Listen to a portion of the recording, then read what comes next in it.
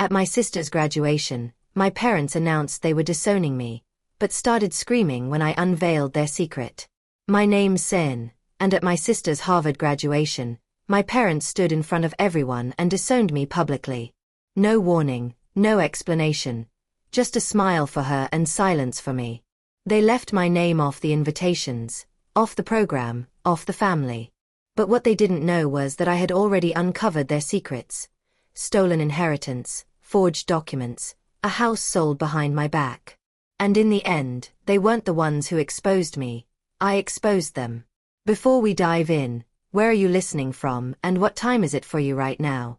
Drop a comment below. I read every one. I arrived early. Not because I was excited, just because I wanted to see if they'd done it, if they really had the audacity to make it official. The sun was already beating down on Harvard Yard, all proud and golden like it was congratulating everyone except me. Students in caps and gowns buzzed like bees around the campus gates. Parents clutched roses, gift bags, glossy programs. I held nothing, just my breath. When I spotted my parents near the reserved seating, I walked slower. My mother, Astria, wore a pale blue suit and her usual hard smile. My father, Everett, had his blazer folded over his arm, one hand on his phone, one foot impatiently tapping the grass. Callista stood between them, glowing in her robe, sash, and layered honor cords, Harvard's own poster child. They didn't notice me right away. When they did, my mother's eyes skimmed me like I was someone she vaguely recognized from her tennis club. "Oh, Sin," she said flatly. "You came." "I got the invitation," I answered, ignoring the pinch in her tone. She gave a dry laugh. "You must have seen a forwarded version.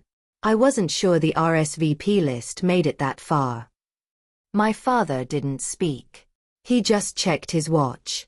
Callista opened her arms for a brief hug, and I leaned in out of habit. "You look amazing," I told her. "Thanks," she said, her voice soft, almost apologetic. "I'm glad you're here." But her eyes were darting sideways, watching our mother, always calculating how much warmth she was allowed to show. I scanned the seating chart posted on the wooden easel beside the entrance arch. The Caldwell family. It read in bold script. Beneath it, Everett, Astria, Callista, plus 2 guests. I searched for my name. It wasn't there. Someone handed me a badge. White. No family crest. No ribbon. Just the word guest in Times New Roman. I stood for a long time, staring at that badge. I'd helped my mother design the original crest 20 years ago. We spent a week on the typography. I should have left. That would have been the logical, self-respecting thing to do. But instead, I clipped the badge to my blazer and walked toward the seating tent like a ghost showing up to her own funeral. The ceremony began promptly at 11:03. A few speakers came and went. Professors, trustees. I sat alone in the far left section, next to an elderly man who was asleep and a toddler scribbling on her program. Then Everett stood and stepped up to the microphone. He adjusted his tie, cleared his throat, and smiled like a senator about to pitch a bill. "Today," he began, "we celebrate the brilliance and dedication of our eldest daughter, Callista. Her journey has been nothing short of extraordinary." Polite applause. Cameras clicked. Callista looked down modestly. But he continued. "This day also marks a turning point for our family. A necessary shift in energy, values, and focus." My stomach dropped. "We've made a difficult decision. From this day forward, we will no longer be extending ourselves to those who do not align with the integrity and vision we hold. That includes our youngest daughter, Senior." Silence. No gasp. No protest. Just a ripple of awkward coughs and rustling fabric. I didn't stand. I didn't cry. I sat there with my hands on my knees, suddenly very aware of every nerve ending in my body. My ears buzzed. I stared at the edge of the stage. Callista didn't say a word. Someone in the row behind me whispered, "Did he just say?" Another voice, "Who does that at a graduation?" I swallowed, turned my face slightly away from the stage, and forced my jaw to stay still. The speech continued. Something about investments, the future, roots and weeds. I couldn't track the words anymore. Eventually, I stood up and quietly walked out of the tent. Not rushed, not shaken, just methodical, like it had happened before. Later, at the reception, I tried to find my seat. There was a table labeled Caldwell and Guests. I walked up to it, scanning the name cards. Nothing. Callista's name was there. So was our Aunt Miriam, even her college roommate. But not mine. A girl I hadn't seen since middle school looked up from the next table and blinked. "Oh hey. I thought you weren't coming. Your mom told everyone it was a closed family celebration." She said something about keeping the focus clear. She smiled awkwardly, like maybe that wasn't as cruel as it sounded. On the table sat a folded ivory card. I opened it. Asterisk congratulations to our only daughter, Callista. With all our love. Mom and Dad. Asterisk. That was the moment something inside me clicked. Not snapped. Not broke. Just tilted.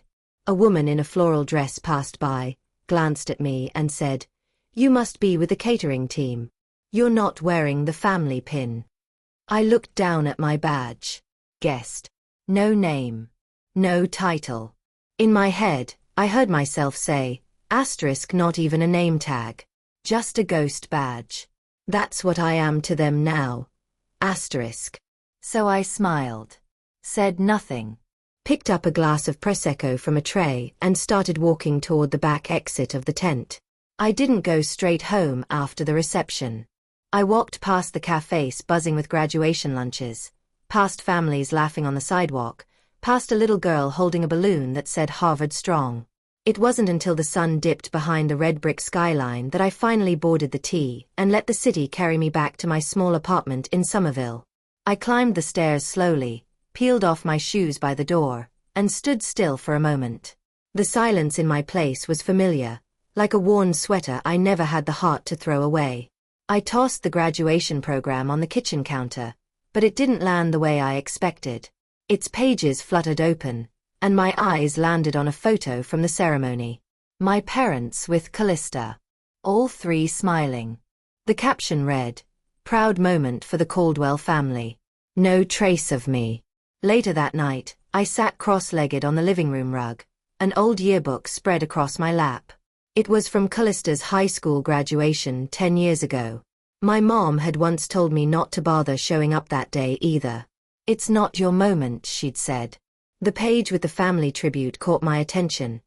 One of those custom ads people buy at the back of the book. Asterisk to the daughter who never gave up. "We are so proud of you, Callista." Asterisk. A single photo. My parents and Callista standing on our front porch in spring. I remembered that photo. I'd been in it too. I'd stood right next to her, in that exact spot, wearing a dress Mom picked. I remember because she yelled at me for getting a wrinkle across the waist. But in this version, I was gone, cropped out cleanly. I touched the edge of the page and stared until my vision blurred. They didn't forget me. They erased me. The next morning, I woke to sunlight and a stiff neck. I had fallen asleep on the floor, curled up with a pillow and that yearbook beside me like some kind of haunted diary. I pulled myself up and got ready for work. At the non-profit where I handled donor relations, nobody mentioned what happened. Of course not. Why would they? The Caldwells had always maintained their image well, and I never talked about them. Not really. Around 10, while I was pouring my second cup of coffee, one of the junior analysts, Rachel, wandered in and said casually, "Hey, I saw a few pics on social last night. Your sister's graduation looked amazing. That red dress. Stunning." I turned, steadying my hand so I didn't spill the mug. "She always looks the part," I replied. Then added with a small smile, "I was there. Just, in the shadows like always." Rachel didn't catch the edge in my voice. She laughed. "You're mysterious like that." Mysterious. That's one word for it. I headed back to my desk, past a coworker I knew had once played golf with my father. He nodded politely but didn't ask how I was. Another woman I used to babysit for looked away as I passed, pretending to dig through her bag. They weren't being mean, just choosing not to see. I sat down, opened my inbox, and stared at the screen while my reflection hovered faintly in the glass. What kind of family invites you just to disown you publicly? That line echoed in my head like a song lyric I couldn't stop humming. Worse, what kind of daughter still shows up, hoping it might be different? I hated how much I wanted them to change their mind. How badly I had clung to the idea that maybe, just maybe, they were still my family. I glanced over at the stack of papers in my drawer. Old birthday cards addressed to our daughters. Family newsletters where my name was squeezed into a corner like a footnote. One year, they sent a holiday card to donors that only featured Callista's photo. They said it was a branding choice. It was never one moment. It was thousands of moments. Small cuts I'd ignored, until now.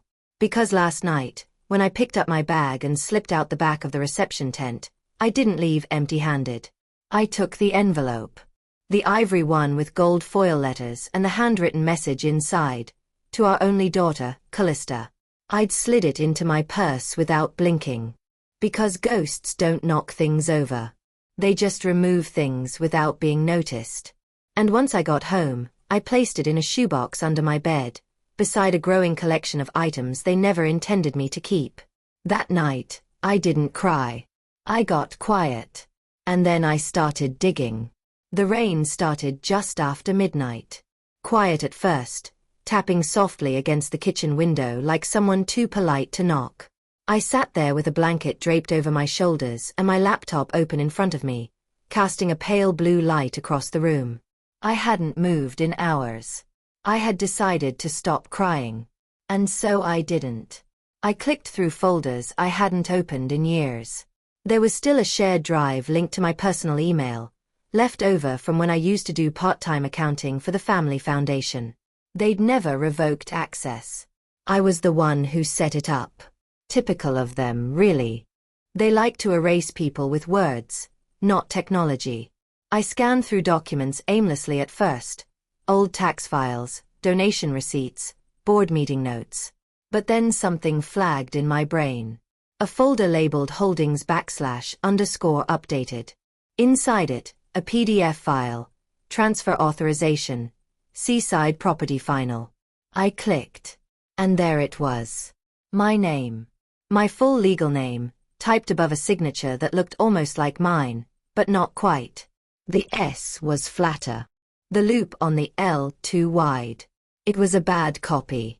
And it had been notarized. I stared at the name of the notary public in the margin. Savannah Caldwell. My cousin. Of course. I grabbed a file from my drawer, an old lease agreement with my real signature on it, and compared the two side by side. No match. Not even close. It hit me then. What they'd done wasn't just betrayal.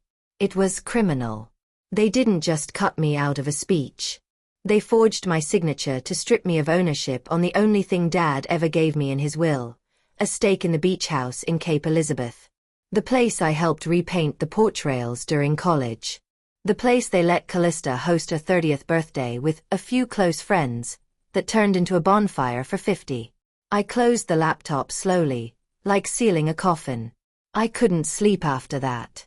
Around 3, I picked up the phone and called the only person in my family who ever treated me like I had a voice. Aunt Mavis.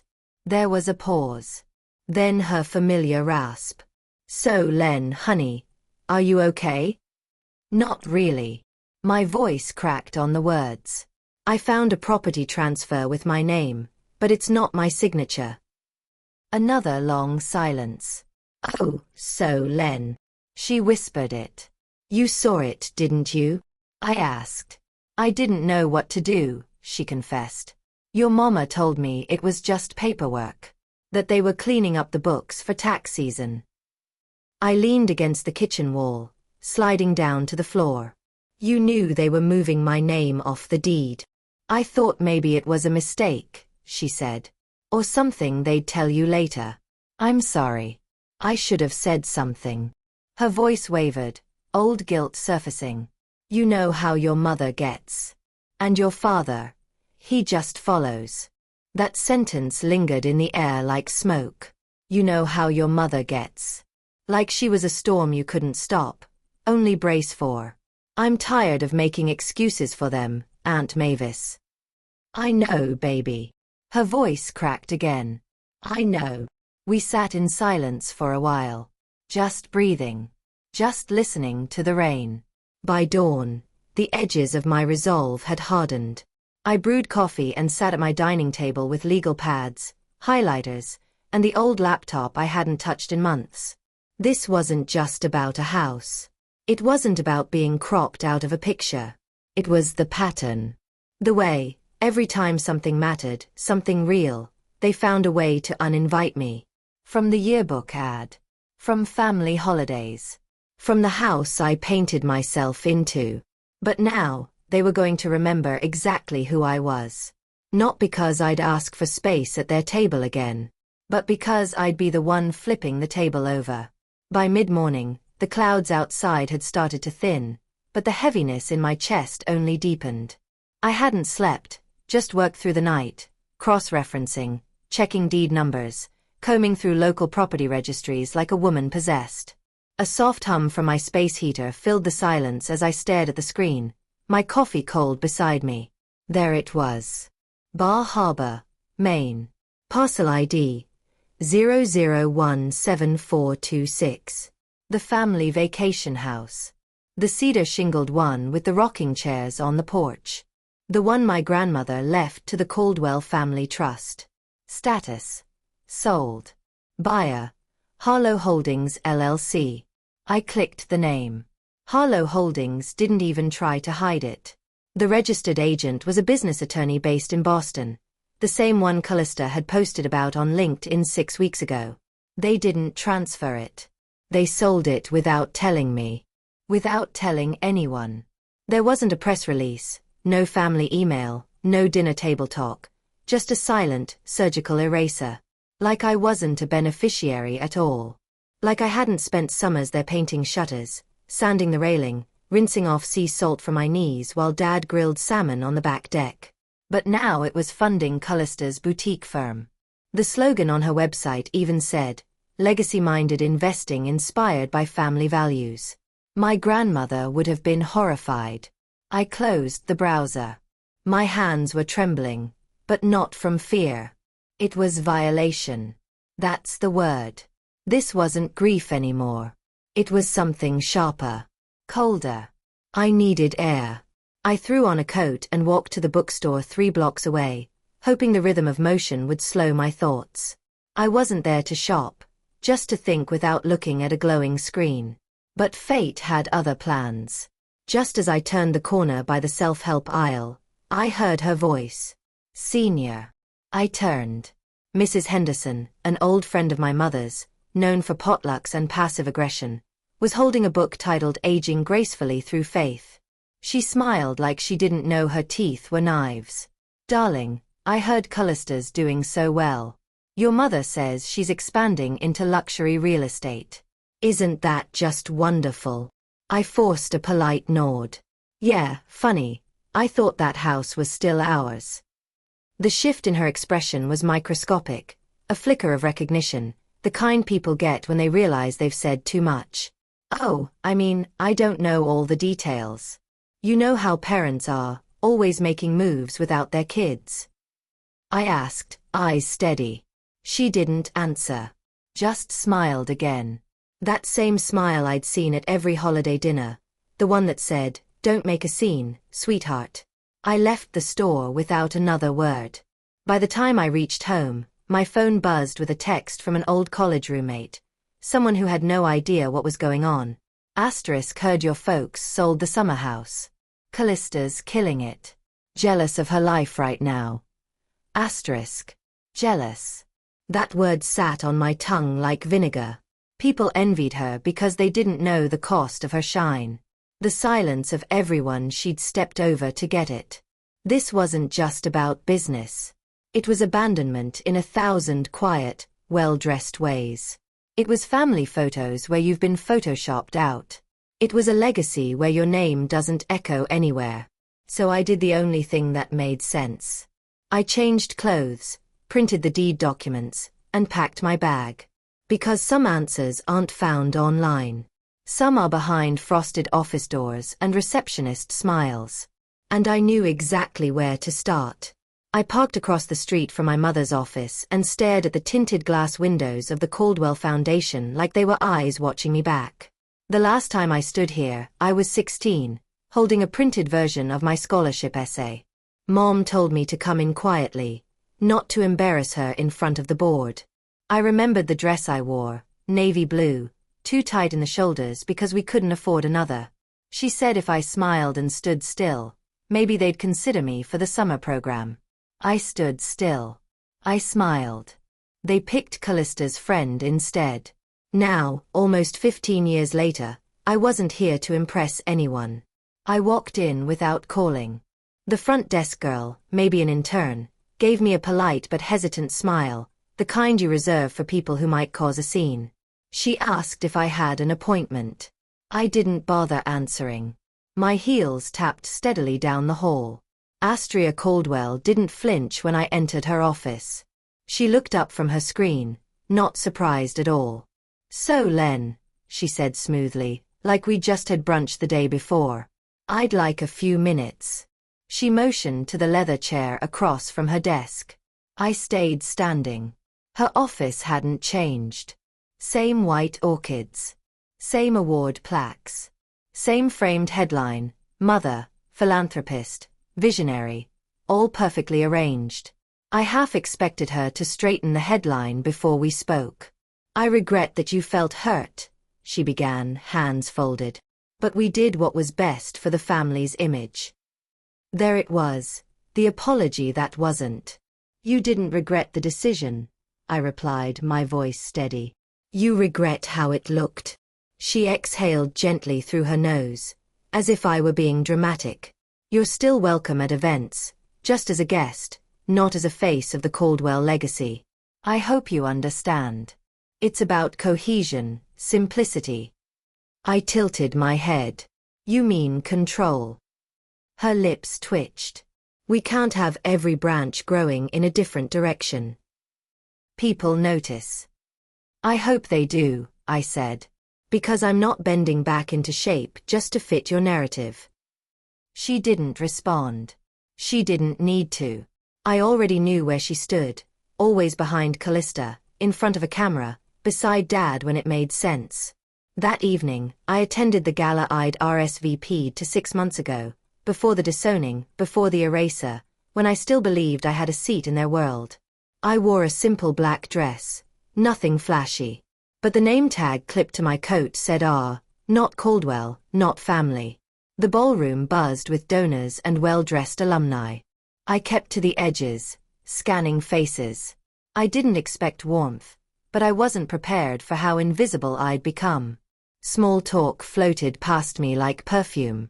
Midway through dinner, a waiter handed out champagne. My father raised his glass. "To our only daughter Callista, whose brilliance continues to guide this family forward." I froze. A few heads turned toward me, then quickly looked away. My hand tightened around the stem of my glass. Even Callista blinked, clearly unsettled, but she didn't correct him. She just smiled and clinked her glass with the nearest donor. It didn't matter if she agreed. Silence served her just as well. I didn't raise my glass. I didn't speak. But something cracked deep inside, clean and final. This wasn't a misunderstanding. This was exile, polished and gift-wrapped. I left quietly before dessert.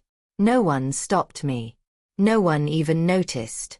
I walked 2 blocks before calling a rideshare. As I sat in the back seat, the city lights blurred past. I replayed every word, every look. My mother's gentle scolding, my father's toast, the way Callista stood just close enough to be admired, just far enough to stay clean. And I knew I wasn't going to wait for an apology or an explanation. They'd made their legacy without me. Now it was my turn. I didn't waste time sleeping in. As soon as the sun broke through the slats in my blinds, I was already at my kitchen island.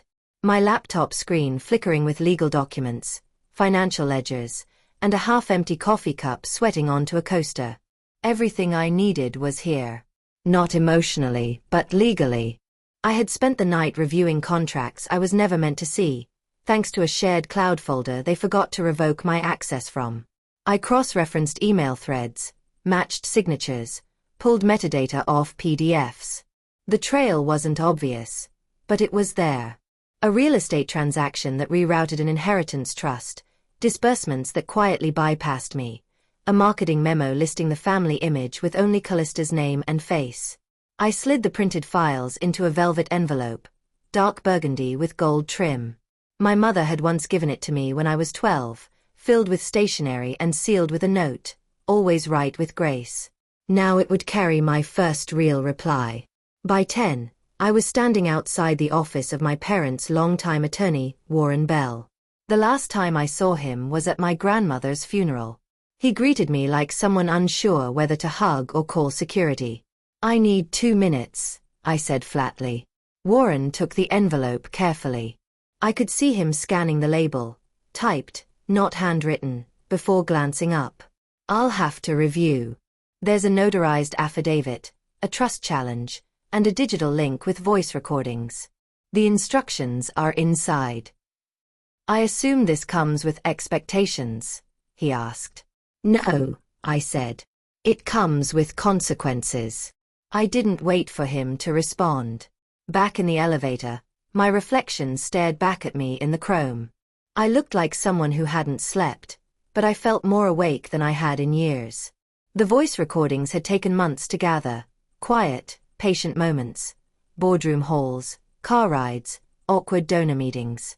They never thought I'd still be listening. They assumed they'd worn me down, erased me by attrition. One clip played in my head again, clear as day. Mom in a charity lunch pre-brief. "We only use Callista's face. Sin doesn't fit the image we're selling." Then Dad chuckling, "She used to read everything." Well, I still did. Back at home, I finally sat down. Not at the table, on the floor. I stared at the old family photo still framed near my bookshelf. It was from before Callista's high school graduation, before the edits. I'd kept it, knowing they'd someday pretend it didn't exist. It felt strange not to feel rage. Not in this moment. Not because I'd forgiven them, but because I'd made my move. I didn't send the envelope with malice. I sent it like you send a receipt. Just proof of transaction. Proof that I existed. That I saw what they did. That I knew. I called my lawyer that night. "I don't want revenge," I told him. "But I won't let them use my silence as consent. If they're going to erase me, I want the record to show who held the pen." He was quiet for a beat, then said, "Then it starts now." The next morning, I opened my laptop to check the news, just out of habit. But before I even got the chance to send anything, my inbox was already exploding. I hadn't even made coffee yet when the messages started buzzing. 4 missed calls, 2 from blocked numbers, 1 from a reporter in DC. I ignored them all. Instead, I tapped the screen and opened my browser. Front page. There it was, plastered across the homepage of a national non-profit watchdog site. Luxury charity. Anonymous sources question integrity at the Caldwell Foundation. My throat clenched before I even read the subheader. It was real. The article didn't name me, but it didn't have to. It referenced board documents, internal memos, and direct quotes from emails I knew intimately because I had printed them, read them, cried over them. The public didn't know it was me who found them, but the foundation certainly would. They'd always bragged about being in control of their own narrative. Now the story had slipped through their fingers. And for once, I wasn't the one left out. The story moved fast. By lunch, donors were making quiet exits. 2 gala events were postponed indefinitely. Comments flooded in. Nepotism at its finest. Where did the money go? This is what happens when you erase people for image. And still, I hadn't said a word. I scrolled down to a section titled Former Stakeholders Silenced and saw a screenshot of an email chain from 3 years ago. My name wasn't in the message, but it referenced the youngest Caldwell and her unnecessary complications when reviewing board decisions. I could practically hear my mother's tone between the lines. And then came the kicker. Someone had leaked the audio. It wasn't the full library of recordings I had submitted to our lawyer, just one. The one where Astria, in a room full of donors, said, "We only use Callista's face in marketing." The other one doesn't photograph well with our narrative. Followed by my father's voice. "We need to be careful what Sin finds. She used to read everything. The internet did what it always does. It dissected every syllable. And for once, I didn't feel ashamed. I felt seen. That afternoon, I left the apartment to clear my head. At the corner deli, the cashier gave me a polite smile but didn't say anything. On my walk home, I passed a bus stop where someone was scrolling the article on their phone. I didn't linger. When I got back, there was an email waiting from a PR firm, one I recognized from the Foundation's press kits. "We're preparing a unifying statement and would love to include a quote from you. Senator, your voice matters." No subject line, no personal greeting, just an empty attempt to rope me back in for optics. I didn't reply. That night, while half the family scrambled for damage control, Astria announced a family unity lunch at her favorite club in Beacon Hill. From what I gathered, 2 board members showed up out of obligation. Callista never arrived. I could almost hear my mother's voice cracking under forced grace. "We're focusing on healing and moving forward." Translation: "We're losing control and need to patch the boat before it sinks." But it was too late. Donors were asking questions about Bar Harbor, about the trust, about the forged signature. They weren't angry. They were done. At 10 p.m., I refreshed the news site again. A new photo had been added to the article. My mother exiting the Foundation's building in her tailored blazer. But her lapel pin, the gold graduation crest she always wore, was missing. That tiny, gleaming symbol I once would have given anything to earn. Now, I sat alone in my apartment, cross-legged on the couch, laptop on my knees. The shadows were long, the air was still, and for the first time in years, I felt light. I didn't have her pin.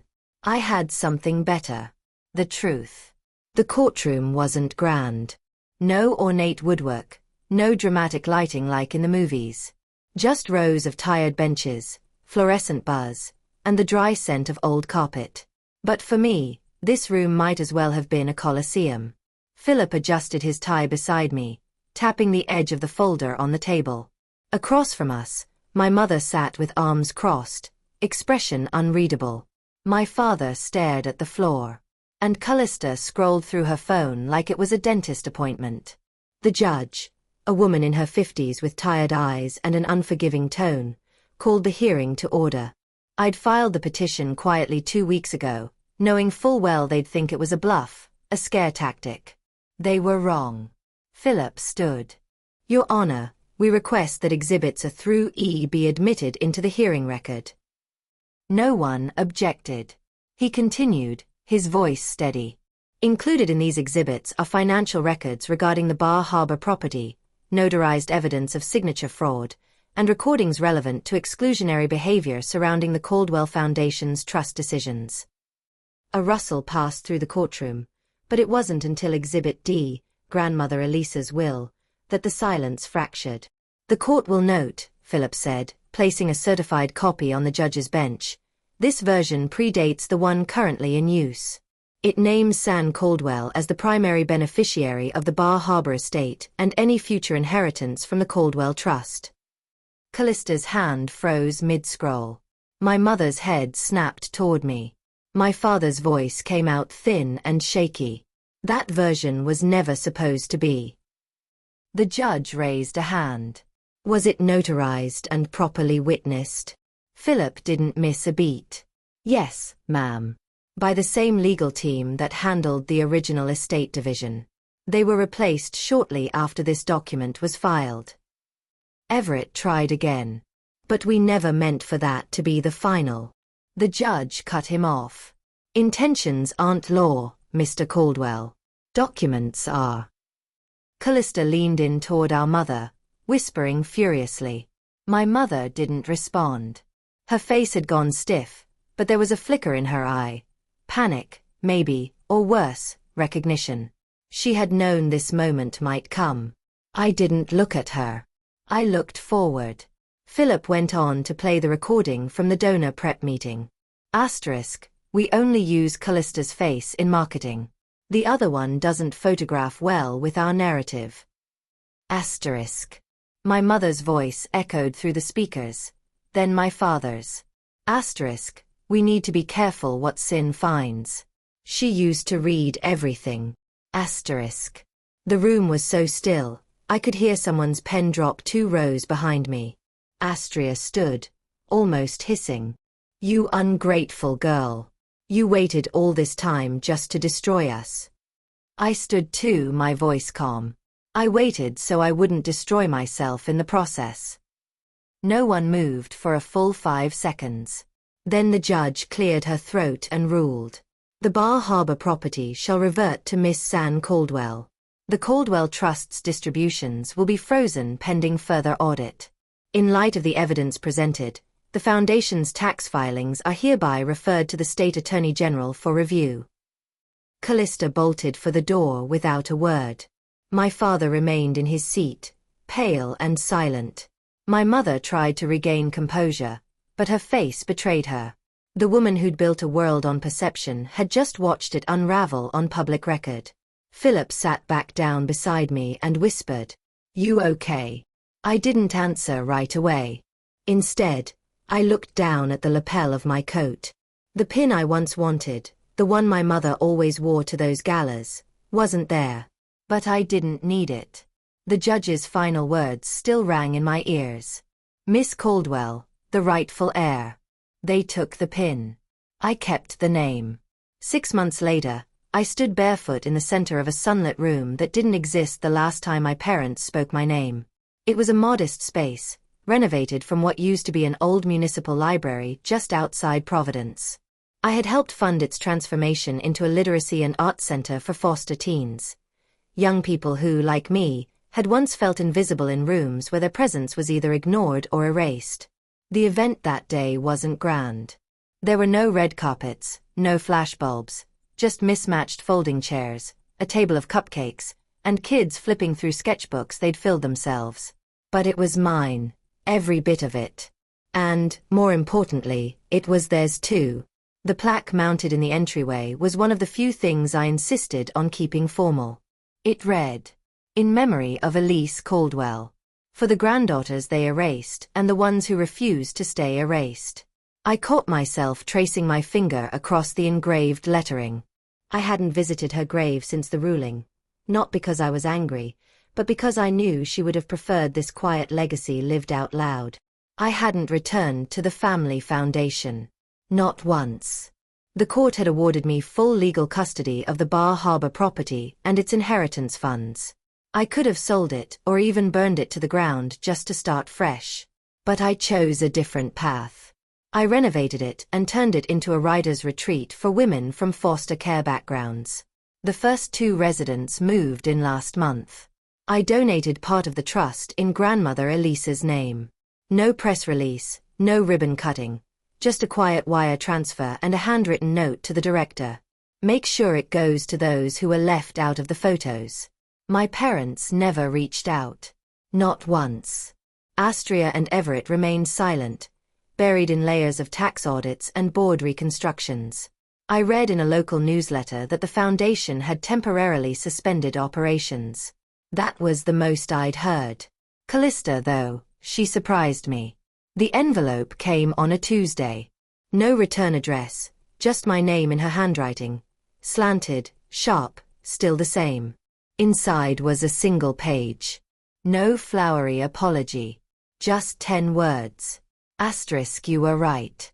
I'm sorry it took this to see it. Asterisk. I didn't write back. I didn't need to. I placed the letter in a small lockbox alongside the old graduation pin I once believed would make me feel like part of something. Neither held the weight they used to, but I kept them anyway. not as reminders of what I'd lost, but of what I'd learned. I didn't crave their table anymore. I had my own. And these days, I got to choose who sat with me. A little boy with a gap-toothed grin interrupted my thoughts. He held out a small paper craft, folded ribbon glued with uneven lines and love. "This is for you," he said.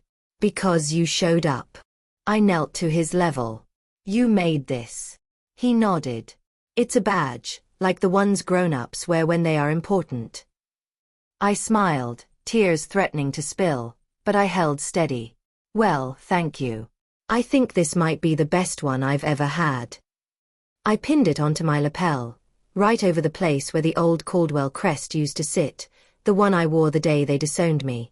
This one was better. Softer. Earned. The kids resumed their poetry readings, and I sat down in the back row, not to be seen, not to prove a point, just to be there. To listen. To belong on my own terms. Forgiveness, I had learned, isn't about pretending none of it hurt. It's not even about setting people free. It's about releasing yourself from the endless, exhausting hope that one day they'll finally understand. Some wounds don't get stitched by words. Some just stop bleeding when you stop picking them. And for the first time in a long, long while, the silence around me didn't ache. It held me. It made room. And I chose it. Sometimes the deepest wounds come from the people who should have protected you. But healing doesn't mean going back. It means moving forward on your own terms. Have you ever faced a moment like this, where walking away was the most powerful thing you could do? Share your story in the comments. I read everyone. And if you want more real, powerful family drama, don't forget to subscribe. More stories like this are coming.